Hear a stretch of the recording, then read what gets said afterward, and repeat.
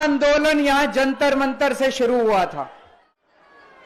भ्रष्टाचार के खिलाफ आजाद भारत का सबसे बड़ा आंदोलन 4 अप्रैल 2011 को जंतर मंतर से शुरू हुआ था।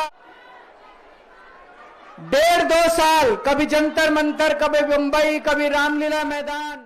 सरकार भी बहुत अहंकारी थी, उन्होंने हमारी बात नहीं मानी, चैलेंज करते थे, चुनाव लड़के दिखाओ, चुनाव लड़के दिखाओ, जीत के दिखाओ।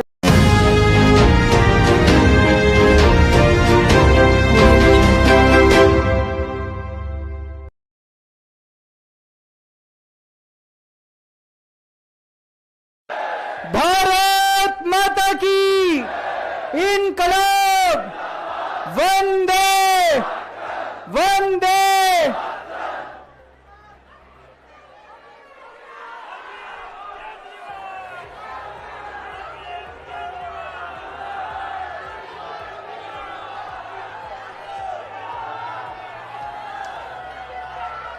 कैसे आप लोग?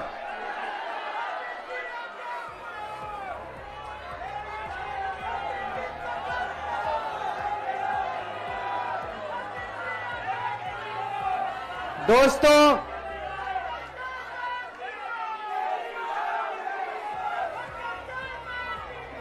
आज आप लोगों के बीच में आके बहुत अच्छा लग रहा है और आज यहां जंतर मंतर पे पुराने दिन याद आ गए। मेरे को आज भी याद है, तारीख भी याद है, 4 अप्रैल 2011 का दिन था जब आजाद भारत का भ्रष्टाचार विरोधी सबसे बड़ा आंदोलन, अन्ना आंदोलन, यहां जंतर मंतर से शुरू हुआ था। भ्रष्टाचार के खिलाफ आजाद भारत का सबसे बड़ा आंदोलन 4 अप्रैल 2011 को जंतर मंतर से शुरू हुआ था। 1.5-2 साल कभी जंतर मंतर, कभी मुंबई, कभी रामलीला मैदान। लेकिन उस वक्त की सरकार भी बहुत अहंकारी थी, उन्होंने हमारी बात नहीं मानी, चैलेंज करते थे, चुनाव लड़के दिखाओ, जीत के दिखाओ, चुनाव लड़के दिखाओ, जीत के दिखाओ, कहते थे ना। हम तो छोटे से लोग थे, हमें तो चुनाव लड़ना नहीं आता था और चुनाव लड़ने के लिए पैसा चाहिए, गुंडे चाहिए, आदमी चाहिए। हमारे पास तो ना पैसा था, ना आदमी थे, ना गुंडे थे, हम चुनाव कैसे लड़ते? पर वो बार बार कहते थे चुनाव लड़के दिखाओ, चुनाव लड़के दिखाओ। हम भी चुनाव लड़ लिए और देखो जनता ने हमको जिता दिया। पहली बार में दिल्ली में आम आदमी पार्टी की सरकार बन गई।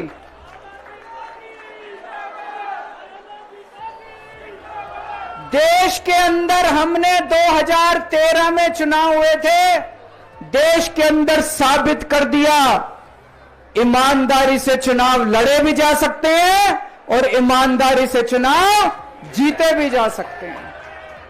जब हम चुनाव लड़े थे उन दिनों में तो ये कहते थे सारे पार्टी वाले, अरे इनकी तो जमानत जब्त होएगी, केजरीवाल की जमानत बच जाए चाहे। पहली बार में सरकार बन गई थी दिल्ली के अंदर हमारी 49 दिन की सरकार। ईमानदारी से चुनाव लड़े थे हम, हमारे पास कोई पैसा नहीं था, कोई आदमी नहीं था, ईमानदारी से चुनाव लड़े थे। देश में साबित कर दिया कि ईमानदारी से चुनाव लड़े जा सकते हैं। पिछले 10 साल से दिल्ली के अंदर हम लोग सरकार चला रहे थे, ईमानदारी से सरकार चला रहे थे, ईमानदारी से पैसे सरकार के बचा रहे थे और ऐसी ऐसी सुविधाएं दी हमने जनता को जो कोई कल्पना भी नहीं कर सकता। बिजली 24 घंटे कर दी, बिजली फ्री कर दी, बिजली पानी फ्री कर दिया, महिलाओं के लिए बसों का किराया मुफ्त कर दिया, बुजुर्गों के लिए तीर्थ यात्रा कर दी, शानदार अस्पताल, मोहल्ला क्लिनिक बना दिए, लोगों का इलाज मुफ्त कर दिया, शानदार स्कूल बना दिए, लोगों की शिक्षा शानदार कर दी, बच्चों को भविष्य दे दिया। 10 साल ईमानदारी से काम किया। मोदी जी को लगने लगा कि अगर इनसे जीतना है तो इनकी ईमानदारी पे चोट करो, इनको बेईमान साबित करो। तो प्रधानमंत्री जी ने एक षड्यंत्र रचा। उन्होंने षड्यंत्र रचा, केजरीवाल को बेईमान साबित करो, मनीष सिसोदिया को बेईमान साबित करो, आम आदमी पार्टी को बेईमान साबित करो। और षड्यंत्र रच के इन्होंने हमारे सारे बड़े बड़े नेताओं को एक एक करके जेल में डाल दिया। दोस्तों, अब हम जेल से बाहर आ गए और जेल से बाहर आने के बाद मैंने इस्तीफा दे दिया। आपके मन में यह चल रहा होगा कि केजरीवाल ने इस्तीफा क्यों दिया। मैंने इस्तीफा इसलिए दिया क्योंकि मैं ये सब करने के लिए, गंद करने के लिए नहीं आया था, मैं भ्रष्टाचार करने के लिए नहीं आया था, मैं सत्ता का लालच, सत्ता की भूख नहीं है मेरे को सीएम की कुर्सी की भूख नहीं है। मैं पैसे कमाने नहीं आया। पैसे कमाने होते इनकम टैक्स कमिश्नर की नौकरी करता था, उस नौकरी में जितने करोड़ों रुपए चाहता मैं कमा सकता था। पैसे नहीं कमाने, देश के लिए आए थे, भारत माता के लिए आए थे, देश की राजनीति बदलने के लिए आए थे। दोस्तों,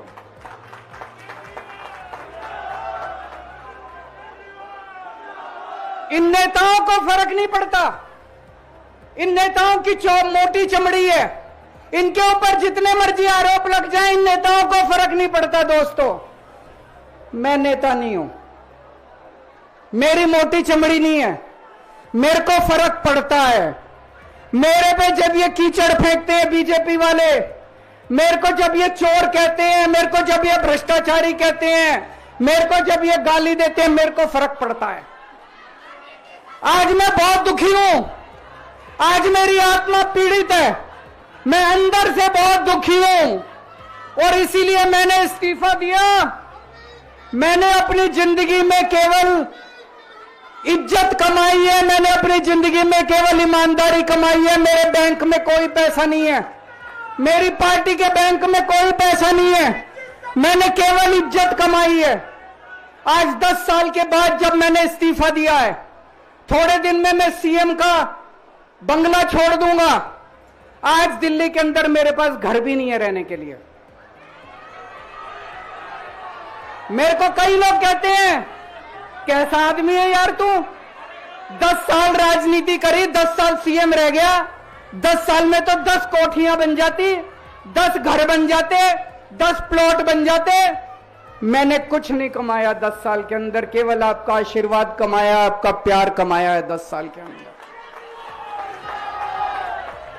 और उसी प्यार का नतीजा है, आज जब मैं घर छोड़ूंगा, मेरे पास इतने लोगों के फोन आ रहे हैं, इतने लोगों के मैसेज आ रहे हैं, जी मेरा घर ले लो, मेरा घर ले लो, मैं किराया नहीं लूंगा, मेरा घर ले लो। मैं आप सब लोगों का शुक्रिया अदा करता हूं। अभी श्राद्ध चल रहे हैं, श्राद्ध खत्म होने के बाद जैसे ही नवरात्रे शुरू होंगे, मैं सीएम आवास छोड़ दूंगा और आप में से ही किसी के घर आके मैं आपके साथ रहना चालू कर दूंगा।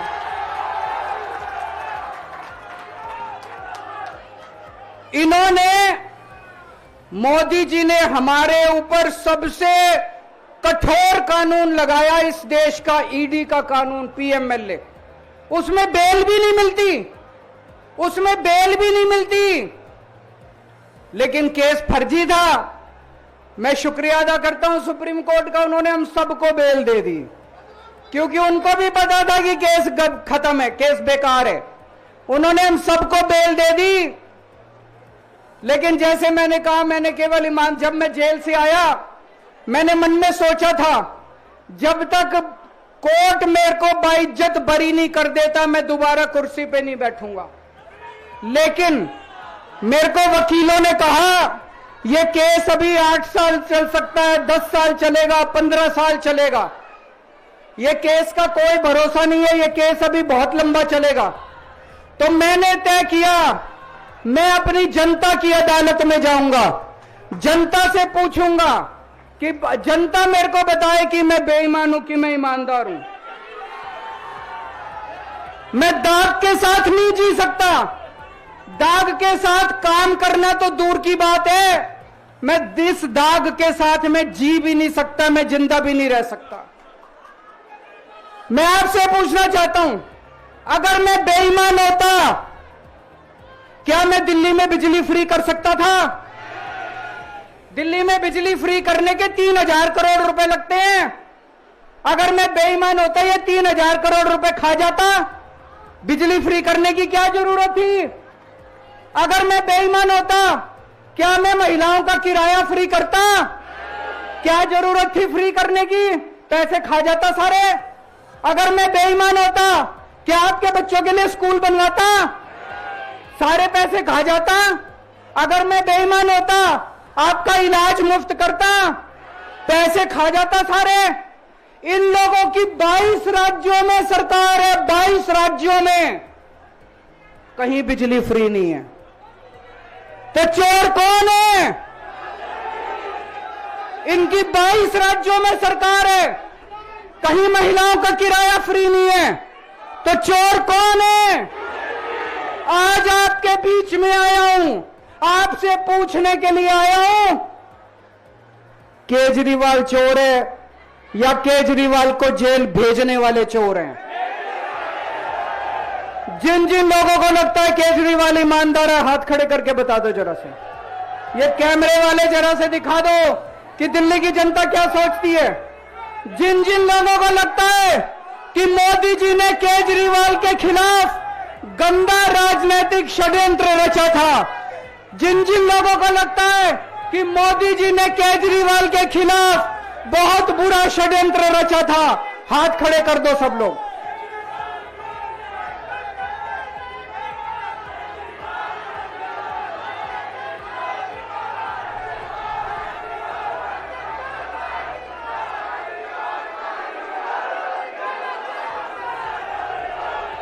एक बात और करना चाहता हूं आज आपसे।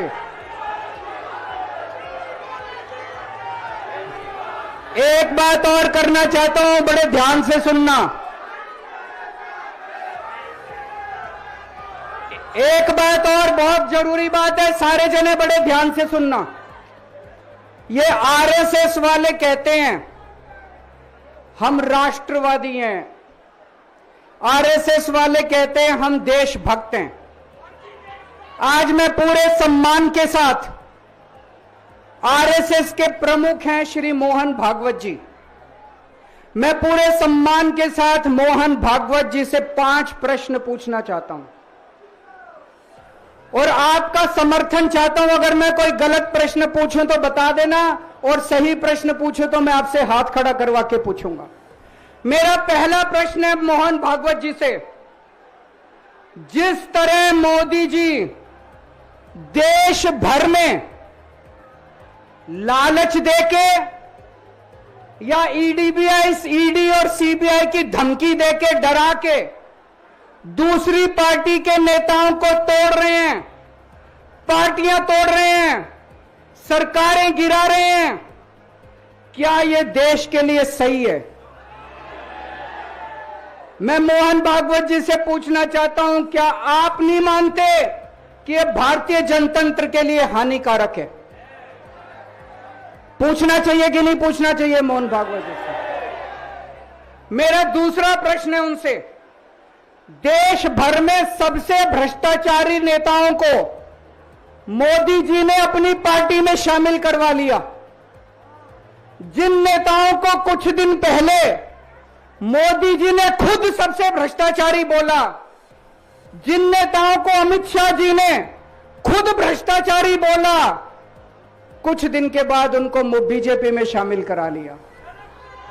मैं मोहन भागवत जी से पूछना चाहता हूं, क्या इस प्रकार की राजनीति से आप सहमत हो? क्या आपने कभी ऐसी बीजेपी की कल्पना की थी? पूछना चाहिए कि नहीं पूछना चाहिए मोहन भागवत जी से? मेरा तीसरा प्रश्न है मोहन भागवत जी से, बीजेपी आरएसएस की कोख से पैदा हुई, है कि नहीं है?